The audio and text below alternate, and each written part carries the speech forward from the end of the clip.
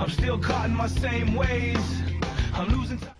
Coming from a dysfunctional family, we also came from a family of, like I said, from Italian background, island background, so lots of love in the family, but, you know, as little kids, you still knew that something wasn't right. But anyways, my uncle and my aunt had split up, and he went off and in his own world, basically on the verge of suicide.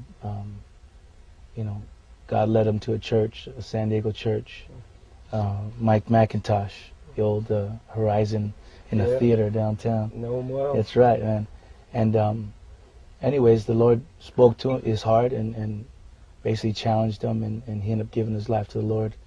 And anyways, my mother was diagnosed with cancer, and 8 months later she would go and be with the Lord. But through that whole time, I got a chance to really watch her live her faith and trust in God and believe in Him.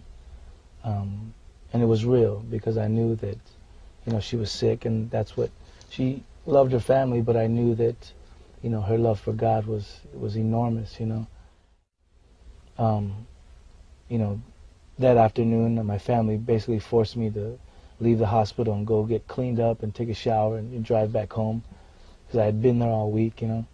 And on my way out to the parking lot, you know, I was just, you know, doing my thing, and I finally, you know, just got on my knees in the parking lot, and I asked God if, you know, I said, Lord, if you take my mom away from me, then, you know, there's either two options for me. That's either I'm going to trust in you and believe that your will is perfect and that you're going to help me to make sense of this, or I'm just going to go the opposite way completely and say the heck with it all and continue to live and do what I want to do and do whatever makes me happy, you know.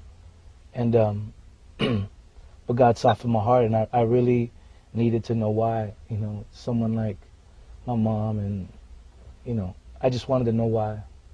And anyways, I knew the sinner's prayer, you know. I asked that God would forgive me of my sins. I asked that He would come into my life and make things new. And I went home. I showered up. I came back. I went into the hospital room, and then, you know, I knelt next to my mom, and, you know, I whispered in her ears. I told her to go and be with Jesus, because, you know, I was cool. I was going to be good, you know. You know, everybody was lined up out the hallway trying to be strong. And I remember running down and Wolf running behind me, and I walked in, and, you know, I just knelt down next to her,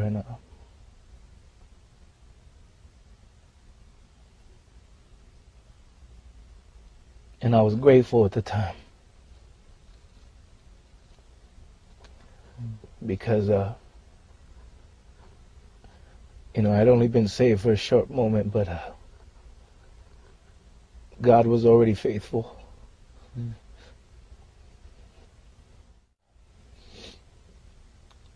Anyways, she went to be with the Lord, and I was thankful.